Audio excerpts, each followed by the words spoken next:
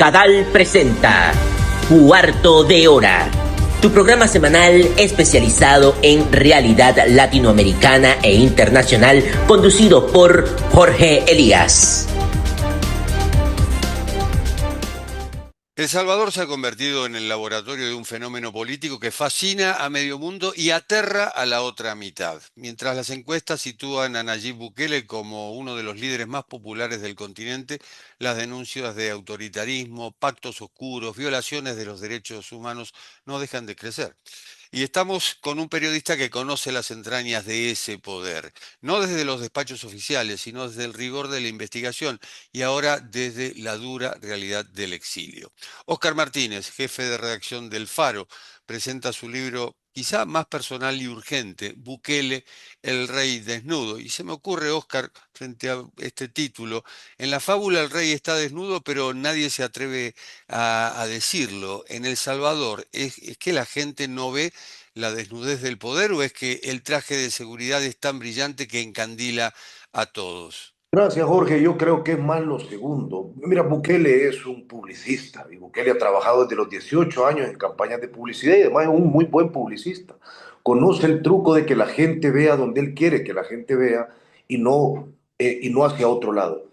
Para ponerte un ejemplo, es decir, está sobredemostrado, no solo por el periodismo, primero por el periodismo, pero no solo, que Bukele construyó su poder político en una alianza criminal con las pandillas que ahora están enlistadas como organizaciones terroristas según el Departamento de Estado de los Estados Unidos. Y sin embargo, a pesar de que eso esté sobre contado, sobre demostrado, en El Salvador vas a encontrar muchísima gente que lo va a poner en duda, porque Bukele ha logrado generar una especie de creencia en él más por fe que por razón. ¿Es trasladable el fenómeno Bukele a otros países, sobre todo por la dimensión de El Salvador, sin desmerecerlo, por supuesto? A mí me gusta el término buquelización, es decir, yo creo que es posible que otros países adquieran ciertos rasgos de la forma de hacer política de Bukele. Replicar lo que Bukele tiene en El Salvador es inviable, yo no diría imposible, pero me parece improbable. Es un hombre que tiene todo el poder, que construyó, que desapareció cualquier contrapeso, que desapareció el debido proceso, que tiene una popularidad astral, arriba del 80%, con más de 6 años de haber llegado a la presidencia dentro del país. Y además, El Salvador vivía un momento de posguerra, aunque suene muy tarde, los acuerdos de paz fueron en 1992, pero El Salvador vivía un momento político muy particular. La gente finalmente, después de 3 administraciones de derecha, después de 2 administraciones de la izquierda, cerrando el ciclo, el presidente anterior a Bukele, un excomandante de las Fuerzas de Liberación Popular, la gente estaba ya desesperada y le parecía que el ciclo político de los partidos paridos en la posguerra había terminado y Bukele supo leer ese momento y como buen publicista supo insertarse en ese momento. Es decir, demasiados factores. Ahora, yo sí creo que la buquelización puede existir. ¿A qué le llamo buquelización? A lo que está tratando de hacer Rodrigo Chávez en Costa Rica, a reducir los contrapesos constitucionales, a hacer que las cortes tengan menos poder, a hacer que la fiscalía no trabaje de manera independiente, que es lo que está tratando de hacer Trump desde que llegó al poder, menospreciando órdenes judiciales para, por ejemplo, no deportar a venezolanos a una cárcel de un país donde no deben nada. Entonces, yo sí creo que Bukele va a ser, desde un país minúsculo de 21.000 kilómetros cuadrados, como es El Salvador, Bukele va a lograr que el mundo camine de pasos, que muchos líderes caminen hacia la descomposición de la democracia, a restarle pedacitos a ese rompecabezas. Bueno, en Costa Rica acaba de ganar las elecciones presidenciales Laura Fernández, que también promete justamente la continuidad, es decir, mano dura al estilo Bukele. Sí, pues mira, la gente sabe que es muy eficiente, es decir, vaya, voy a poner sobre la mesa uno de los actos de magia de Bukele como político. Bukele ha logrado que todo el mundo vea, voltee a ver y vuelva a ver de nuevo una cárcel, que es el Secot. En esa cárcel, las personas a las que ves de fondo, cuando posa la secretaria estadounidense que llega a visitarlo, todos los integrantes del movimiento Make America Great Again que han llegado a las cárceles, o los youtubers que van dando tours como si fueran safaris por esa cárcel. Todos esos pandilleros que ven, muchos de ellos ya estaban presos. antes del régimen, son aquellos que tienen la cara tatuada. Esta ha sido una selección de gente que ya estaba presa y algunos pocos que habrán caído en el régimen que inició en marzo de 2022 para ponerlos ahí como un fondo potente. Bukele sabe vender esa cárcel. En las otras 21 cárceles del Salvador, que el mundo no sabe ni nombrar, no saben hablar de Mariona, de la cárcel de Santa Ana, de Izalco, donde han ocurrido barbaridades, donde organismos de derechos humanos como Human Rights Watch o Cristosal han documentado, y el periodismo también, que la tortura es sistemática. Más de 450 cadáveres, 170 de ellos con señales claras de tortura, han salido de las cárceles de Bukele y el mundo no habla de eso. Ese es un elemento. Y agoto otro muy rápido. Hace poco yo estuve en Washington reunido con diferentes staffers y con diferentes políticos. Aterra hablar de Bukele a la gente que lo considera un déspota, porque Bukele es tan popular que, por ejemplo, un político demócrata que sea de un distrito donde hay muchos latinos sabe que va a ser muy impopular para él referirse a Bukele, porque Bukele ha logrado esa especie de reconocimiento internacional. Entonces, por un lado hay mucha gente que lo quiere imitar y por otro lado hay mucha gente que no se quiere meter con él. Y en El Salvador, ¿se ha convertido en una suerte de fenómeno religioso al que nadie puede rebatir? Mira, yo creo que hay una escena muy sincrética de eso. En, cuando Nayib Bukele toma posesión inconstitucionalmente en 2024, y digo inconstitucionalmente, esto no es una opinión, es decir, hay 4 artículos de la Constitución que en ese momento Bukele no había reformado, hoy ya lo hizo para reelegirse cuando le dé la gana, son muy elocuentes. Pues hay un artículo de la Constitución que llama a la insurrección o al levantamiento popular si alguien hace proclamas a favor de la reelección. Entonces, cuando Bukele se sube vestido una especie de emperador, con aquella levita negra, con ribetes dorados, que tiene reminiscencias militares, cuando sube al balcón del Palacio Nacional, Bukele, que siempre había ofrecido, que siempre se había vendido en su primera estrategia publicitaria como el sirviente del pueblo, se quita la máscara y le pide al pueblo que le ofrezcan a él.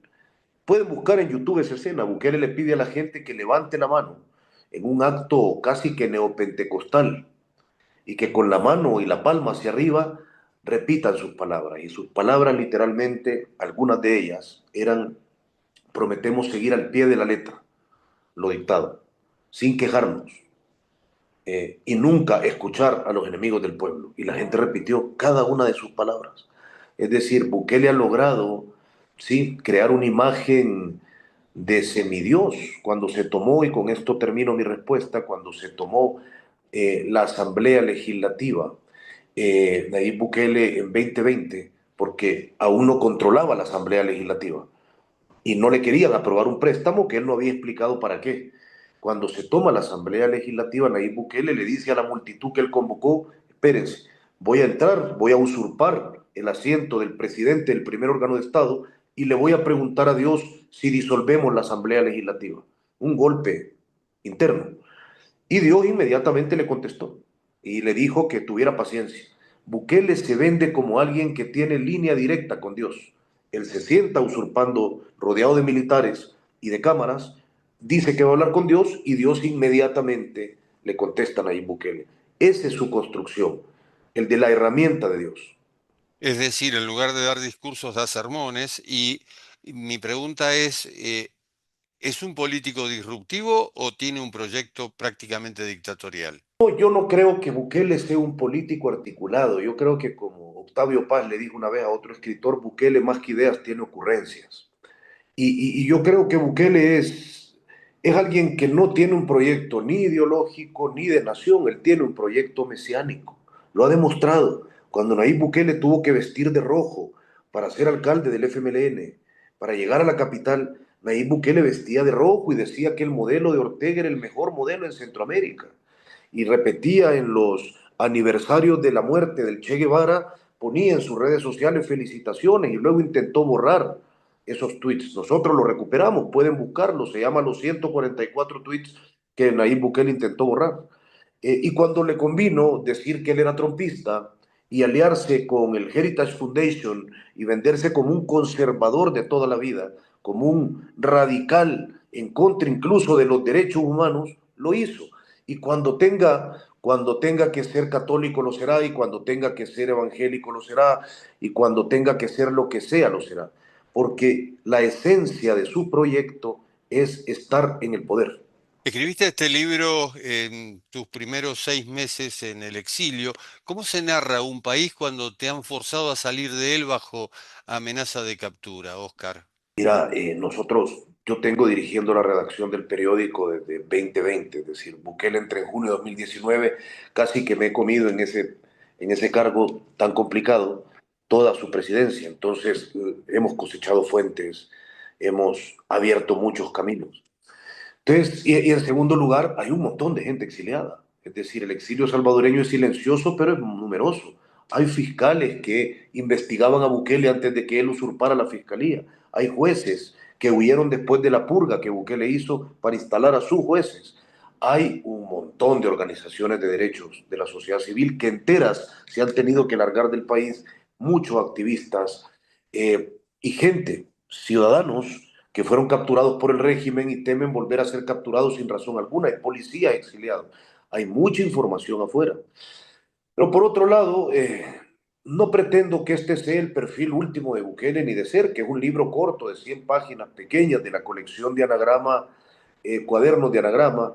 Yo lo que quería es pintar urgentemente algunos rasgos que el mundo desconoce. Si Bukele quiere poner en el spotlight, bajo la luz, sitios como el Secot, como Bitcoin City, como Surf City, como una selfie en Naciones Unidas, a mí me interesa poner sobre la luz otros rasgos de él. Por eso los capítulos se titulan como se titulan: Bukele ridículo, Bukele todopoderoso, Bukele cruel, Bukele distractor, Bukele anti-Bukele. Es decir, son 6 ensayos que contienen una escena potente de entrada que luego lo narran. ¿Qué Claro. es lo más difícil de ejercer el periodismo en estas condiciones? No lo más difícil, una de las cosas difíciles es que el odio no te carcoma. Yo tengo que seguir cubriendo esa dictadura sin apriorismos, a la vez que soy víctima de esa dictadura. El Faro ha revelado pactos con pandillas, corrupción sistemática. Bukele suele responder que ustedes son socios de criminales. ¿Y cómo se lucha contra una narrativa oficial que tiene un alcance digital infinitamente superior al de cualquier medio? Mira, acabad donde hemos acabado, es decir, yo te lo tengo que decir con claridad. A mí en El Salvador, la gran mayoría de mis compatriotas que sabe de mi trabajo no me aprecian. Es decir, yo tengo unos lectores a quienes quiero y unos lectores fieles al Faro, pero la gente nos despreciaba a niveles de, te lo digo, de amenazarnos en restaurantes. Es decir, la gente en este momento no quiere saber, no quiere que le desmitifiquen a Bukele, no quiere ver pruebas. La primera vez que publicamos sobre sus pactos con pandillas, que fue en noviembre de 2020, publicamos cientos de documentos de su propio gobierno, donde entidades de inteligencia y de centros penales narraban a sus jefes cómo estaba ocurriendo un pacto adentro de las cárceles de máxima seguridad. Los documentos están ahí para quien los quiera ver y ver las firmas y ver los sellos de esos documentos. Y aún así la reacción de la gente fue acusarnos de ser socios de los pandilleros. Esa noche de noviembre de 2020, Bukele perdió el control y puso en su cuenta de ex decenas de mensajes y retuiteó a todo el mundo que nos insultaba. El gobierno de Bukele nos ha acusado de ser lavadores de dinero, nos ha acusado de ser traficantes de personas, nos ha acusado de ser traficantes de drogas, nos ha acusado de ser líderes de las pandillas. Es decir, es bien difícil. Yo no te miento, eso fuera una falacia. Bukele logró golpear la credibilidad del periodismo. Sí lo logró, claro que lo logró. ¿El exilio te ha dado una perspectiva más nítida o ha añadido una capa de urgencia que antes no estaba? Mira, yo creo, en el periodo ahorita mismo de encontrar la nitidez, es decir, de buscarla. Yo no tengo la experiencia que tienen, por ejemplo, los colegas venezolanos, que algunos de ellos salieron hace 6 años, ni los nicaragüenses, algunos de ellos fueron desterrados incluso hace ya 2 años.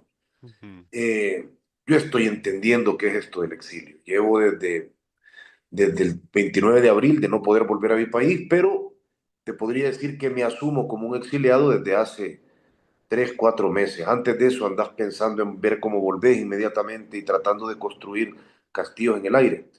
Entonces, no soy alguien que pueda hablar con propiedad sobre cómo se usa o se sobrevive al exilio y cómo Ujú. se hace periodismo en él. Estoy buscando claves. Estamos como redacción buscando claves. En el libro hablas de perfil contundente e informado. Tuviste años investigándolo. Y la pregunta es, ¿qué es lo que más le dolió a la estructura de poder de Bukele de tus investigaciones, al margen de los insultos que me comentaste? No tengo ninguna duda de que las revelaciones que hicimos en 5 publicaciones de sus pactos con pandillas, incluso con fotografías de los líderes pandilleros que entraban encapuchados a recibir órdenes en las cárceles de máxima seguridad, es lo que más hizo que Bukele nos deteste, porque eso le ha abierto a él, más que una grieta en su narrativa dentro del país, un enorme problema fuera. Bukele es alguien que negoció y construyó su poder político y hay pruebas y el FBI tuvo pruebas, tal como lo reveló ProPublica. Hay evidencia de que Bukele se asoció durante años con 2 organizaciones a las que Estados Unidos considera organizaciones criminales, terroristas transnacionales. Bukele puede pagar consecuencias, no ahora que está Donald Trump, pero sí en el futuro. Es decir, no es lo que nosotros buscábamos, lo que buscamos es informar, pero las revelaciones que hicimos del pacto con pandillas son una espada de Damocles sobre la cabeza de Bukele. Y eso es así, y él lo sabe y por eso está invirtiendo tantos esfuerzos en intentar recuperar a los 8 líderes pandilleros que Estados Unidos capturó y que aún tienen su poder, porque sabe que algunos de ellos son los testigos que pueden declarar sobre ese pacto. Según el Washington Post, uno de ellos, Elmer Canales Rivera, Crook, que fue liberado ilegalmente en 2021 por el gobierno de Bukele, ya estaba colaborando con el Departamento de Justicia, hasta que Bukele le solicitó, como el Washington Post reveló, a Marco Rubio, que por favor le devolviera a ese hombre. Aún no lo han devuelto, pero lo están intentando. Oscar Martínez no nos trae solamente un libro, nos trae una advertencia sobre la fragilidad de las democracias modernas frente al carisma sin contrapesos. El libro es Bukele, el rey desnudo, publicado por Anagrama. Gracias, Oscar. Un gusto, Jorge, gracias por el interés y un fuerte abrazo. Un abrazo. Y esto ha sido Cuarto de Hora, el programa de Cadal TV que se retransmite por el canal E de Buenos Aires. Nos encontramos en la próxima. Chao. Cuarto de Hora, tu programa sobre realidad latinoamericana e internacional, conducido por Jorge Elías, es una producción de Cadal, quien te invita a formar parte de nuestra comunidad global a favor de los derechos humanos y la solidaridad democrática internacional, donando a través de www.cadal.org. Brinda tu apoyo a favor de la causa de un mundo mejor sin dictaduras.